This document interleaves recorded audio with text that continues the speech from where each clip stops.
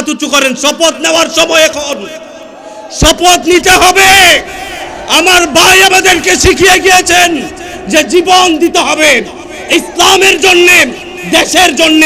জীবন দিতে রাজি আছি না নাই? দুই হাত টান টান করে উঁচু করেন।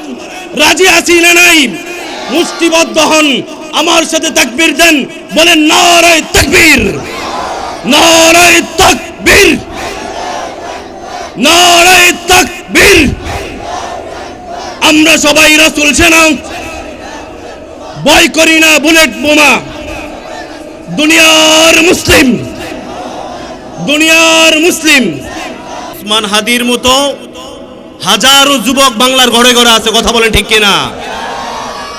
কারণ ওসমান হাদি তার ইন্তেকাল শাহাদাত বরণের আগে বারবার বলতেছিল যে আমি ওসমান হাদিকে যদি থামাইতে হয়, হয়তো আমার বুকে গুলি করতে হবে, নতুবা মাথায় করতে হবে। কারণ যারা এই বুকে ইসলামকে লালন করে, ইসলামকে মানে, সাহাবাওয়ালা ঈমানকে তারা লালন করে, তারা সর্বদা শাহাদাতের তামান্না নিয়ে বসবাস করে, কথা বলেন ঠিক কিনা? কারণ আল্লাহর নবীর যত সাহাবী ছিল সবার দিলে একটাই তামান্না ছিল, আল্লাহ শাহাদাতের মরণ দান করে।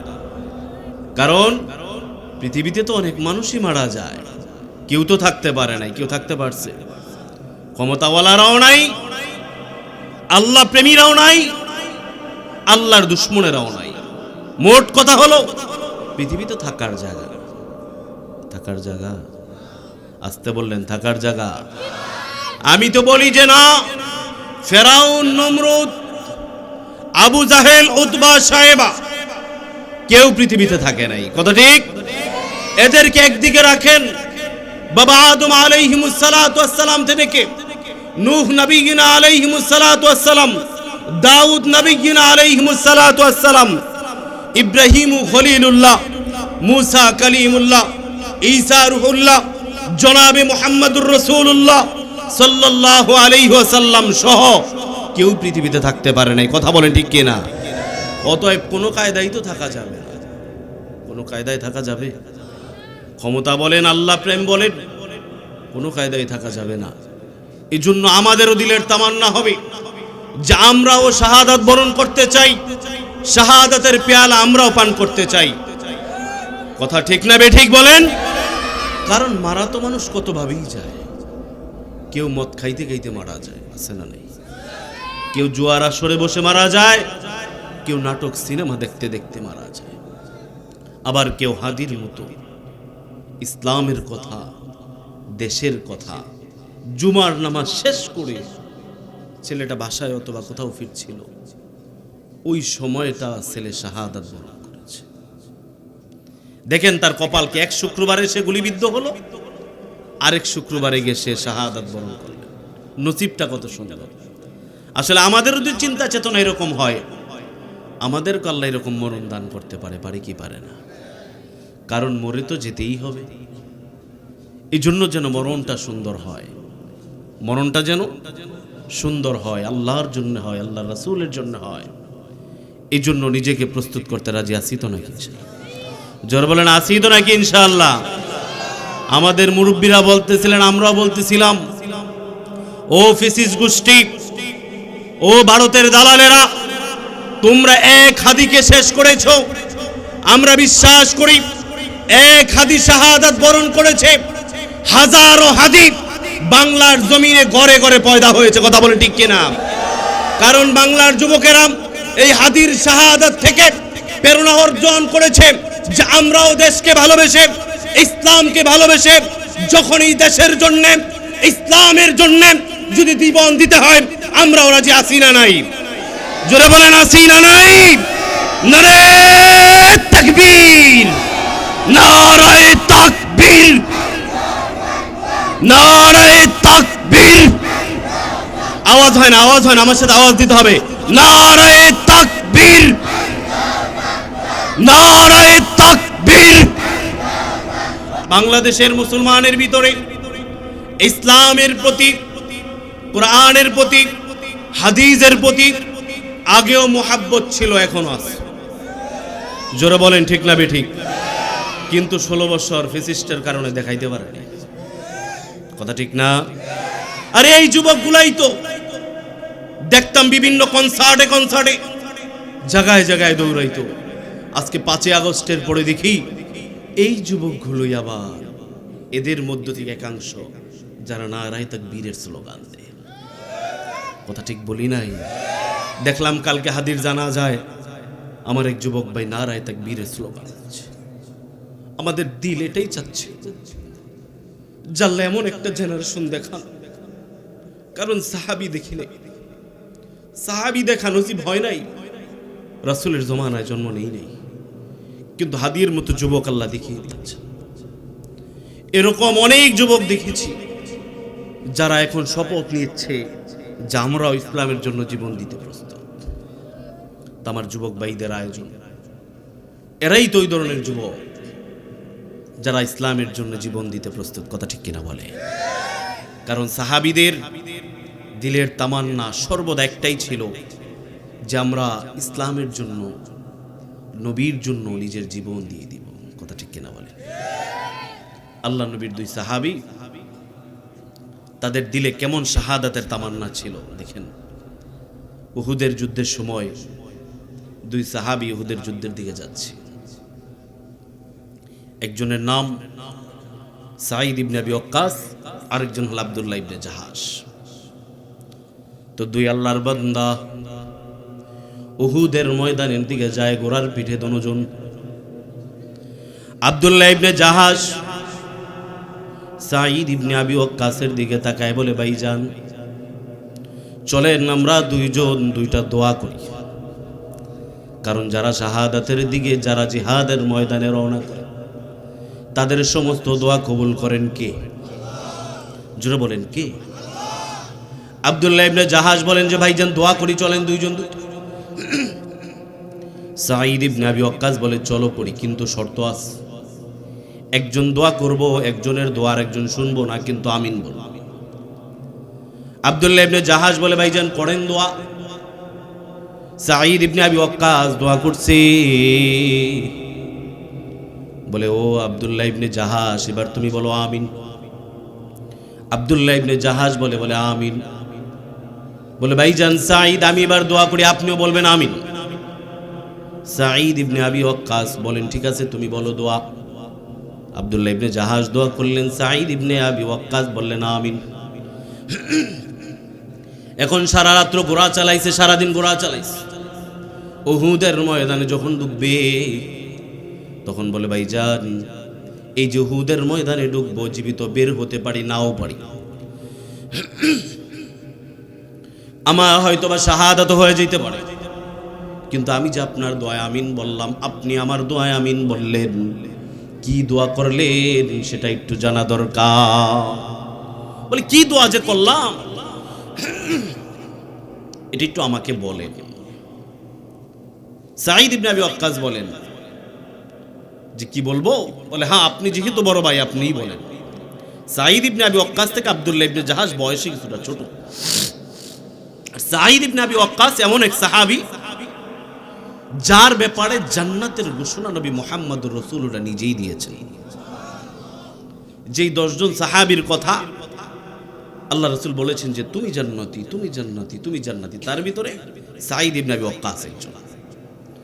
আব্দুল্লাহ ইবনে জাহাশ বলেন ভাইজান আপনি আমার মুরব্বি, আপনি বলেন কি দোয়া করছেন।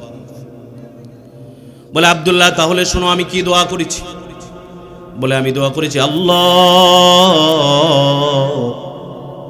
আমি যখন উহুদের ময়দানে ঢুকবো আমার সামনে বিশাল বড় মোটা তাজা একটা ইহুদি ফালায় দিন, যে ইহুদির অনেক সম্পদ হবে, আমি সাঈদ তাকে হত্যা করব, তার মালগুলো নিব, ওই গনিমতের মালগুলো নিয়ে আমি মদিনার সাহাবীদের মাঝে বিলি করে দেব। সুবহানাল্লাহ। সাঈদ ইবনে আবি ওয়াক্কাস বলেন যে আব্দুল্লাহ তুমি কি দোয়া করছো সেটা বলো। সাঈদ ইবনে আবি ওয়াক্কাস যখন এই কথা বললেন আব্দুল্লাহ ইবনে জাহাজ চোখের পানি ফালায় দিস। বলে ভাইজান আপনাকে তো রাসূল জান্নাতি বলে ঘোষণা করেছে, কিন্তু আমার তো ভয় হয় আমি হাসরের ময়দানে আমার আল্লাহর সামনে কি নিয়ে দাঁড়াইব। আল্লাহ যদি বলেন আব্দুল্লাহ কি নিয়ে আসছো, আমি তেমন কিছুই নিয়ে আসি নাই, কিছুই দেওয়ার মতো নাই। তাই আমি আল্লাহর কাছে দোয়া করছি, মালিক যখন আমি উহুদের ময়দানে ঢুকব, আমার সামনে হৃষ্টপুষ্ট একটা ইহুদি নামায় দিয়ে একজন ইহুদির সামনে আমাকে ফালাই দিয়ে, যে ইহুদি তার তরবারি দ্বারা আমার পাগুলোকে কাইটা ফেলবে, যে ইহুদি তার তরবারি দ্বারা আমার নাক কাটবে, আমার গাল, আমার হাত সবকিছু কাইটা ফেলাবে, আমি যেদিন হাসরের ময়দানে মালিকের সামনে দাঁড়াবো, ওই দিন যদি আমার আল্লাহ আমাকে বলেন আব্দুল্লাহ তুমি কি নিয়ে আসছো, ওই দিন যেন আমি আমার আল্লাহর কাছে বলতে পারি, মালিক আমি আপনার জন্য আমার দুইটা হাত দিয়েছি, আমার পা দুটো শহীদ করেছি, তো আমি আব্দুল্লাহ ইসলাম থেকে এক পা পিছু হই নাই। যে আমি আল্লাহর কাছে বলবো, আল্লাহ আপনার ইসলামের জন্য আমি সব দিয়ে দিচ্ছি, কিন্তু এক পাও পিছপা হই নাই। হয়তো আমার আল্লাহ ওই দিন আমাকে মাফ করে দিতে পারেন। সাঈদ ইবনে আবি ওয়াক্কাস ও কাদে আব্দুল্লাহ ইবনে জাহাশ ও কাদে যুদ্ধের ময়দানে ঢুকছে।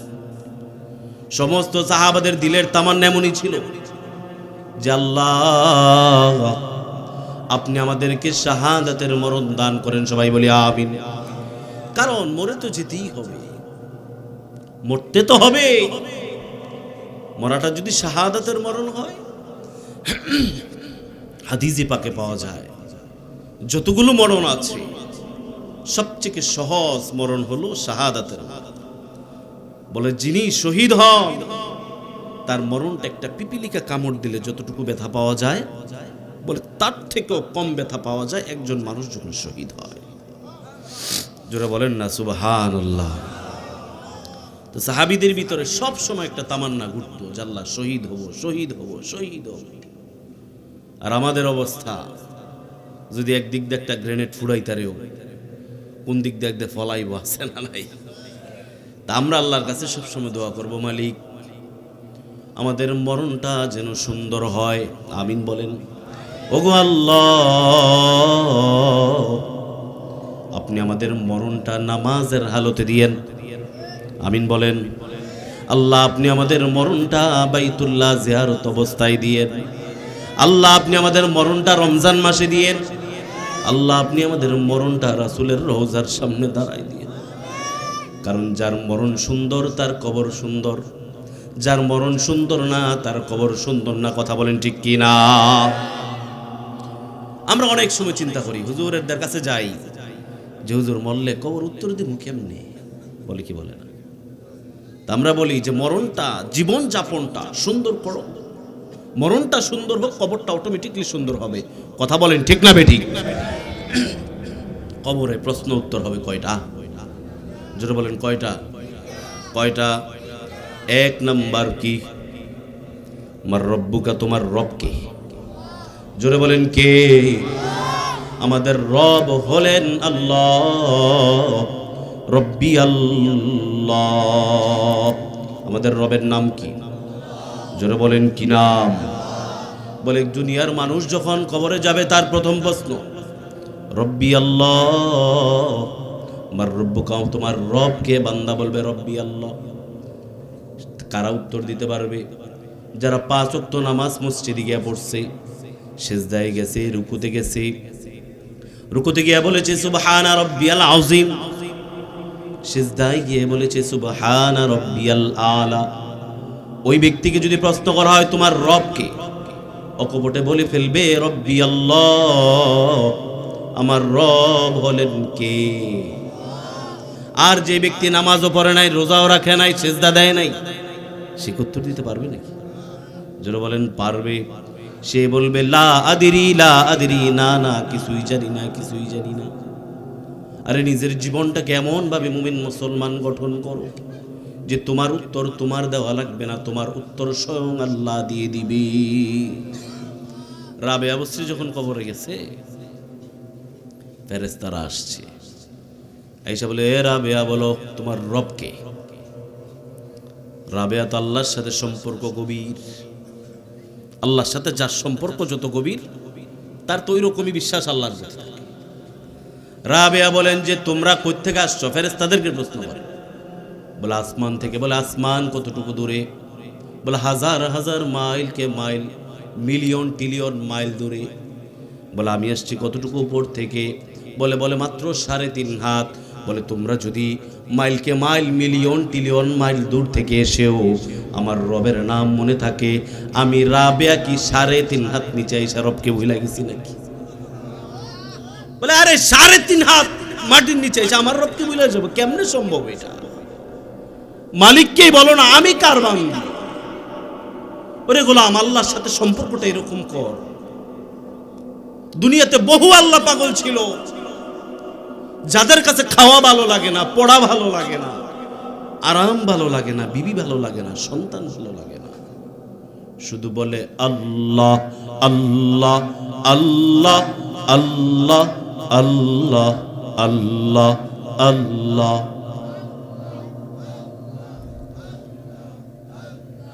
আল্লাহ আল্লাহ আল্লাহ আল্লাহ আল্লাহ বলে এরকম বহু পাগল ছিল যারা সব সময় শুধু মালিকের নামে জিকির আর জিকির আর জিকির। এই যে আপনাদের এখানে যে আল্লাহর বান্দা উজানির বয়ান করে গেছে না, ওনাদের ফ্যামিলিতে কারি ইব্রাহিম সাহেব রহিমাল্লাহ তাআলা 24টা ঘন্টা শুধু জিকির আর জিকির, জিকির আর জিকির। উজানি থেকে গেল চরমনাই, চরমনাইয়ের কালো মানিক সৈয়দ মোহাম্মদ ফজলুল করিম পীর সাহেব চরমনাই রহিমাহুল্লাহ তাআলা আল্লাহর বান্দা যখন জিকির ধরতেন, যখন মরহুম পীর সাহেব হুজুরের জিকির শুনছি আমি সরাসরি থেকে, বলে তার দিলের হালত ঠিক থাকতো না, আমাদের হালত ঠিক থাকতো না। জিকিরের মধ্যে কি যে মজা, দুনিয়ার অন্য কিছুর মধ্যে সেই মজা পাওয়া যায় না। কথা ঠিক কিনা বলে? বলে তারা আল্লাহকে কিরকম ভাবে মহাব্বত করেছে, তাদের অন্য কিচ্ছু লাগে না, যদি জিকির আর জিকির চলে। বলে ওই বান্দাগুলো যখন কবরে যাবে, আল্লাহ বলবেন যে না না, উত্তর লাগবে না, আমি আল্লাহ নিজে উত্তর দিচ্ছি যে সে আমার বান্দা, সে আমার গোলাম, আমি আল্লাহ তাকে আমার বান্দা বলে স্বীকৃতি দিয়ে দিলাম। প্রথম প্রশ্ন গেল। 1 নম্বর প্রশ্ন কি? মার রব্বুকা, আমাদের রবের নাম কি? উচ্চ সুরে বলেন, আমাদের রবের নাম। 2 নম্বর প্রশ্ন, মা দীনুকা, আমাদের দিন কি? এখন আপনি বলেন যে আমাদের দিন হলো ইসলাম। এই উত্তরটা কারা দিতে পারবে? যারা ইসলামের পক্ষে সব সময় ছিল তারাই কবরে উত্তর দিবে যে আমার ধর্ম ছিল ইসলাম, ইসলাম মানছি। আর যারা ওই ফ্যাসিস্টের দলে ছিল, ইসলামের বিরুদ্ধে ছিল, তারা তো খুব সুন্দর উত্তর দিবে মনে হয়। নাকি পারবে? পারবে? আরে কবর তো এত সোজা না, কবর এত সহজ। এই জন্য ধর্মের প্রত্যেকটা কাজ সব সময় করতে রাজি আছি তো নাকি? 3 নম্বর প্রশ্ন, ওমান হাদার রাজুল, বা মান নবিয়ুকা, তোমার নবী কে বা এই ব্যক্তিকে? এখন বলবেন যে হুজুর আমরা তো নবীকে দেখি নাই, কেমনে চিনবা? কেমনে চিনব? বলে দুনিয়ার বুকে যারা রাসূলের সুন্নত মানছে, রাসূলকে অনুসরণ করছে, তারাই রাসূলকে চিনবে। কথা ঠিক কিনা বলেন? কারণ আল্লাহ তাআলাই তো কোরআনের ভিতরে বলেছেন যে রাসূলকে চিনতে হবে, রাসূলকে মুহাব্বত করতে হবে, রাসূলকে ভালোবাসতে হবে। কথা বলেন ঠিক না বেঠিক? কারণ আল্লাহ রাসূলকে যে ভালোবাসতে হবে সেটা তো আল্লাহ নিজেই আমাদেরকে শিখাই দিয়েছে। কথা বলেন ঠিক না বেঠিক? এখন তো দেখবেন আশেক রাসূল কত কায়দার যে হইছে, এক একজন এক এক কায়দার আশেক রাসূল। কিন্তু আল্লাহ বলেন যে আমি যেভাবে আমার বন্ধুকে ভালোবাসছি তোমরা সেভাবে ভালোবাসো। সুবহানাল্লাহ বলেন। দেখবেন যে যাকে ভালোবাসে তার প্রতি চিঠি লেখে যে ও জরিনা, ও সকিনা, আছে না নেই? বিভিন্ন চিঠি লেখে, এখন তো মেসেজ লেখে, হোয়াটসঅ্যাপ, ইমো, মেসেঞ্জার, আছে না নেই? আল্লাহ বলেন যে আমিও আমার বন্ধুর শানে চিঠি লিখছি, আয়াতে কারিমা নাজিল করেছি। সুবহানাল্লাহ। আল্লাহ বলেন যে আমি এক জায়গায় না, একাধিক জায়গায় আল্লাহ শুধু তার বন্ধুর শানে আয়াতে কারিমা নাজিল করেছেন। যদি বলা শুরু করি, কোরআনের এক দিক থেকে শুরু করা যাবে, আরেক দিক পর্যন্ত শেষ হবে। আমার রাসূলের গুণ কীর্তন করা শেষ হবে না। আল্লাহ বলেন আমি জায়গায় জায়গায় আমার বন্ধু মুহাম্মদের ভালোবাসা শুধু দেখাইছি, যে আমি আমার বন্ধুকে কতটা ভালোবাসি। রে দুনিয়ার মানুষ শোন, তোরা দেখ আমি আমার বন্ধুকে কতটা ভালোবেসেছি। আল্লাহ তাআলা কোরআনের জায়গায় জায়গায় শুধু বলেছেন আমি আমার বন্ধুকে ভালোবাসি, আমি যে মুহাব্বত করি সেটা দেখ তোরা। আল্লাহ তাআলা বলেন যে মুহাম্মাদুর রাসূলুল্লাহ ওয়াল্লাযীনা মাআহু আশিদ্দাউ আলাল কুফফারি রুহামাউ বাইনাহুম তারাহুম রুকআন সুজদান ইয়াবতাগুনা ফাদলাম মিনাল্লাহি ওয়া রিদওয়ানা। আল্লাহ বলেন যে না না, শুধু এই এক জায়গায় বলেই আমি থামি নাই। আমি আল্লাহ আরো বলেছি ওয়ান নাজমি ইযা হাওয়া মা দাল্লা সাহিবুকুম ওয়া মা গাওয়া ওয়া মা ইয়ানতিকু আনিল হাওয়া। আল্লাহ বলেন যে না না, এখানেই থামি নাই। আল্লাহ বলেন ইয়া আইয়ুহাল মুযাম্মিল কুমিল লাইলা ইল্লা কলিলা নিসফাহু আও ইনকুস মিনহু কলিলা। আল্লাহ বলেন যে না না, শুধু এখানেই থামি নাই। আল্লাহ পরবর্তীতে বলেন ইয়া আইয়ুহাল মুদ্দাসসির কুম ফাআনজির ওয়া রাব্বাকা ফাকাব্বির ওয়া সিয়াবাকা ফাতাহহির। আল্লাহ বলেন যে না না, শুধু এখানেই থামি নাই। ওয়াদ-দুহা ওয়াল লাইলি ইযা সাজা মা ওয়াদ্দাআকা রাব্বুকা ওয়া মা ক্বালা। আল্লাহ বলেন যে না না, এখানেও আমি আমার বন্ধুর শান বলে থামি নাই। আল্লাহ বলেন আলাম নাশরাহ লাকা সাদরাক ওয়া ওয়াদানা আনকা উযরাক আল্লাযী আনকাযা যাহরাক ওয়া রাফা'না লাকা যিকরাক। আল্লাহ বলেন যে না না, শুধু এখানেই থামি নাই। আল্লাহ বলেন ইন্না আতাইনাকাল কাউসার ফাসাল্লি লিরাব্বিকা ওয়ানহার ইন্না শানিআকা হুয়াল আবতার। আল্লাহু আকবার বলবেন না? সবাই জোরে বলেন আল্লাহু আকবার। আল্লাহ বলছেন যে সব বানাইছি আমার বন্ধুর জন্য। আমার বন্ধুকে একটু ভালোবাসো। রাজি আছি? আসতে বলে রাজি আছি। ভালোবাসা কেমনে? শরীরে দেখাইতে হবে, বডিতে দেখাইতে হবে। তো সাহাবায়ে কেরামের সামনে যখন আমার নবী হাসরের ময়দান কবরের কথা বর্ণনা করেন, সাহাবায়ে কেরাম এক একজন বেকারার হয়ে যায়। আচ্ছা, শেষ করতেছি। আপনাদের কি কষ্ট হচ্ছে? কষ্ট হচ্ছে মনে হয়। শেষ করে দিই? আচ্ছা, এই কথাটাতেই গিয়ে শেষ করব। সাহাবায়ে কেরামগণকে নিয়ে আল্লাহ রাসূল বসে রয়েছে। আল্লাহ নবী বলেন ও সাহাবীরা, তোমরা কি জানো হাসরের ময়দান কেমন হবে, কবর কেমন হবে? বলি ইয়া রাসূলুল্লাহ, কেমনে ওই মাঠে দাঁড়াবো? কে আমাদেরকে দেখবে? কাহার কাছে যাইব? আল্লাহ নবী বলেন যে হাসরের ময়দান আমাকে 3 জায়গায় পাবা। কয় জায়গায়? জোরে বলেন কয় জায়গায়? বলে 3 জায়গাতে আমি থাকবো, তোমাদের ভয়ের কারণ নাই। 1 নাম্বার, আমি রাসূল হাউজে কাউসারের পাশেই থাকবো। সুবহানাল্লাহ। আল্লাহ নবী বলেন 2 নাম্বার, আমি মিজানের পাল্লার সাইডে দাঁড়ায় থাকবো। 3 নাম্বার, আমি ফুলসেরাতির পুলের কর্নারে দাঁড়ায় থাকবো। বলে এই 3টা পয়েন্টে আমি দাঁড়ায়। আল্লাহ নবীকে জিজ্ঞাসা করা হলো ইয়া রাসূলুল্লাহ, ইয়া হাবিবাল্লাহ, এত মানুষের মধ্যে আমাকে চিনবেন কেমনে? বলে আমার উম্মত যারা, তাদেরকে আমি ঠিকই চিনে নিব। সুবহানাল্লাহ। বলে যারা আমার উম্মত, দুনিয়াতে আমাকে যারা অনুসরণ করেছে, আমি রাসূল তাদেরকে দৌড়ে দৌড়ে দৌড়ে দৌড়ে হাউজে কাউসারের পানি পান করাই। সুবহানাল্লাহ। আসতে বলল, জোরে বলেন না সুবহানাল্লাহ, জোরে বলেন। বলে যারা দুনিয়ার বুকে আমাকে অনুসরণ করবে, অনুসরণ করেছে, আমি তাদের জন্য মিজানের পাল্লার কর্নারে দাঁড়ায় থাকব।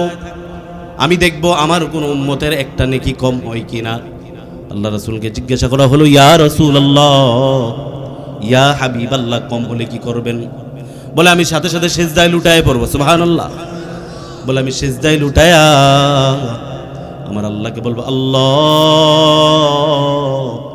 আমার এই সিজদার বিনিময়ে একটা নেকি আমার উম্মতের আমল নামায় দিয়ে দেন সুবহানাল্লাহ। বলে ওইখান থেকে একটা নেকি আল্লাহ রাসূলের পক্ষ থেকে বান্দাকে দান করা হবে, উম্মতকে দান করা হবে।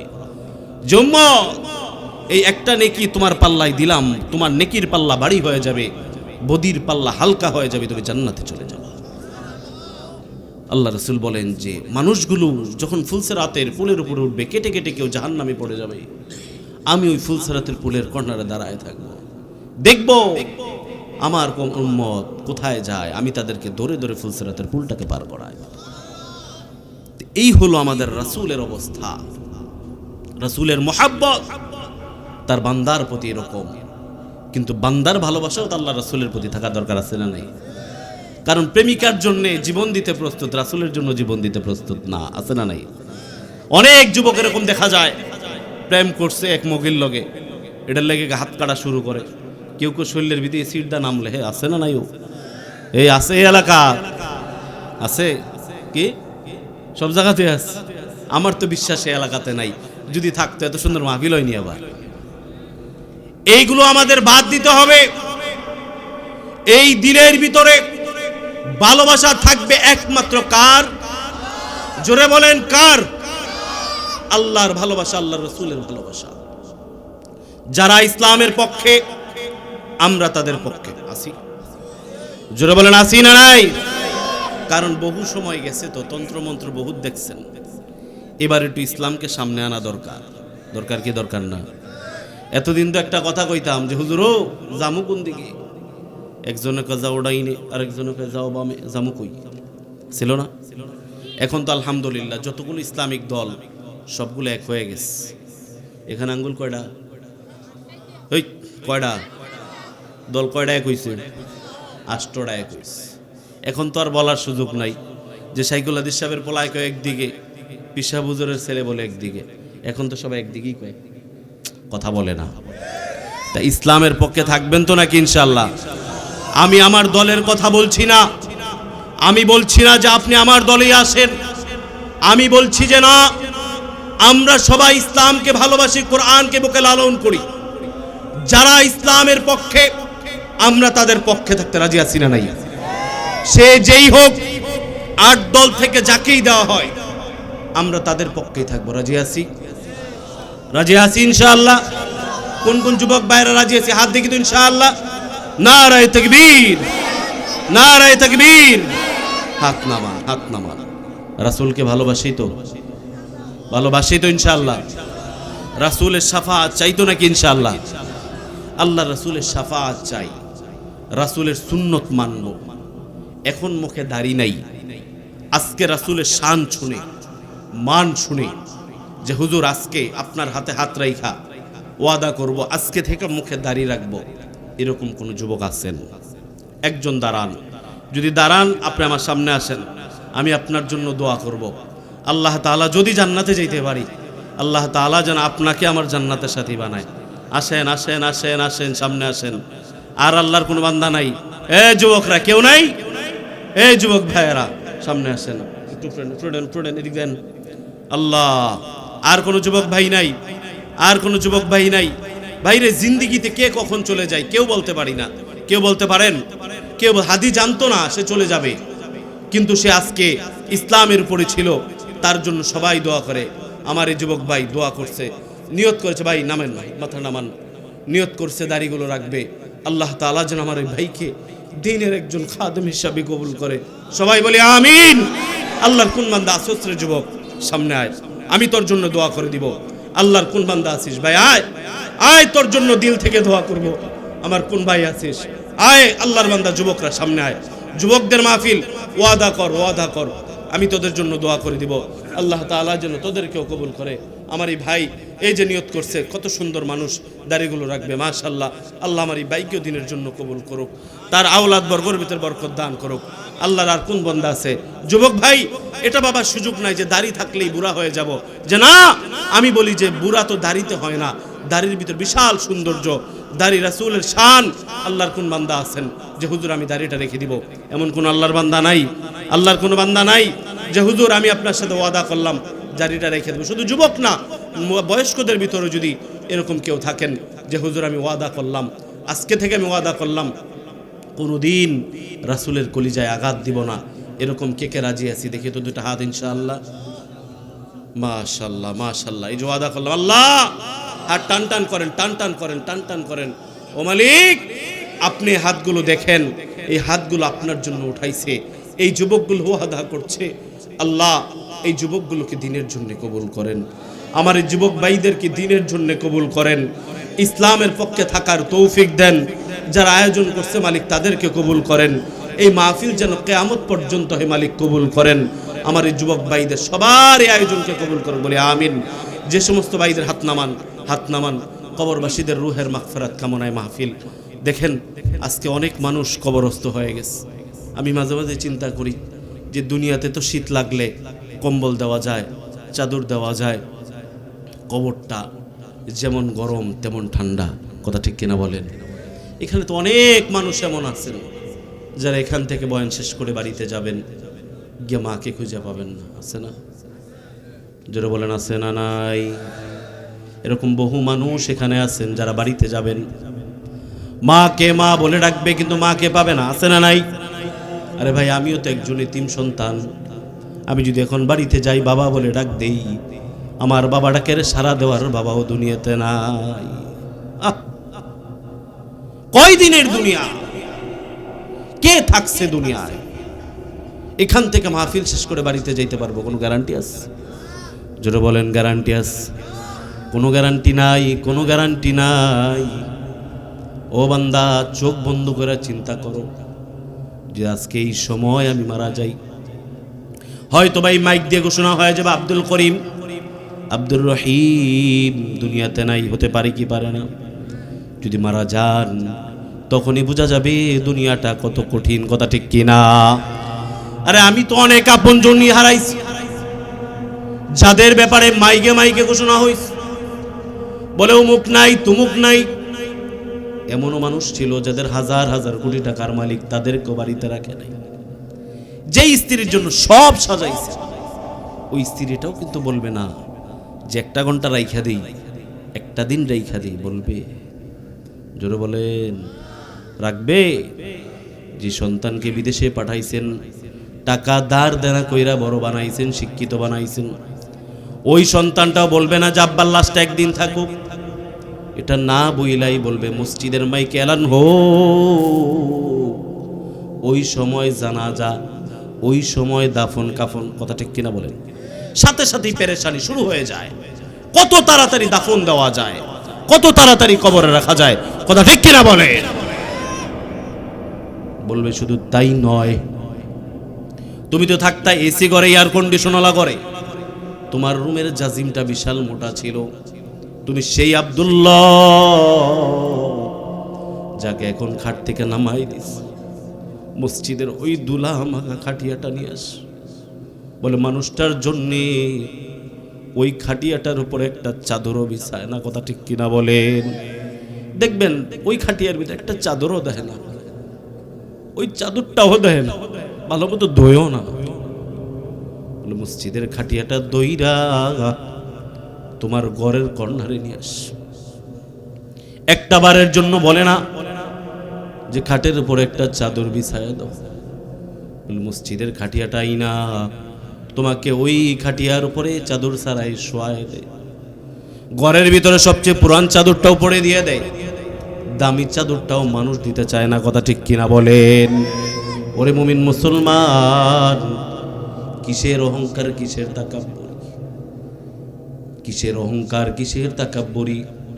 কারণ এই দুনিয়া আমার নয়, এই ঘর আমার নয়, এই বাড়ি আমার নয়, কথা ঠিক কিনা বলেন? কারণ এই দুনিয়া যিনি বানিয়েছেন দুনিয়া তার, এই আসমান যিনি বানিয়েছেন আসমান তার, কথা ঠিক কিনা বলেন? কারণ এই বাড়ি গাড়ি জমি জামা যা কিছু আছেন সব কিছুর মালিক কে? জোরে বলেন কে? এই জন্যই তো আল্লাহ তাআলা বলেন, গোলাম শোন শোন শোন, যে তাকাব্বুরি করিস না, অহংকার করিস না, শেষ হয়ে যায়। কারণ তাকাব্বুরি যিনি করতে পারেন তিনি কে? আল্লাহ তাআলা বলেন যে ওয়ালাহুল কিবরিয়া ফিস সামাওয়াতি ওয়াল আরদ, আল্লাহ বলেন অহংকার তাকাব্বুরি একমাত্র করতে পারি আমি। কারণ কেন করব না? আমি আল্লাহ তো আসমান বানাইছি, জমিন বানাইছি, এই জমিনও আমার, আসমানও আমার, তুমিও আমার। এই জন্য একমাত্র অহংকার করতে পারি আমি আল্লাহ। সুবহানাল্লাহ। এই জন্য ইবাদত কেবলমাত্র হবে কার? জোরে বলেন কার? এই কপাল কার কদমে লুটাবো? নাকি অন্য কোথাও সেজদা দিবেন? মাজারে, দরবারে, দরগার কাছে, দুর্গার পায়ের কাছে? ঠিক আছে তো নাকি ইনশাআল্লাহ? আজকের মাহফিলের সর্বশ্রেষ্ঠ ইবাদত করব কার? জোরে বলেন কার? আল্লাহ ব্যতীত কারো ইবাদত করা যাবে? আল্লাহ তাআলা যেন আমাদের সবাইকে আল্লাহ তাআলার খালেস মুমিন মুত্তাকি বান্দা হিসাবে কবুল করে, সবাই বলি আমিন।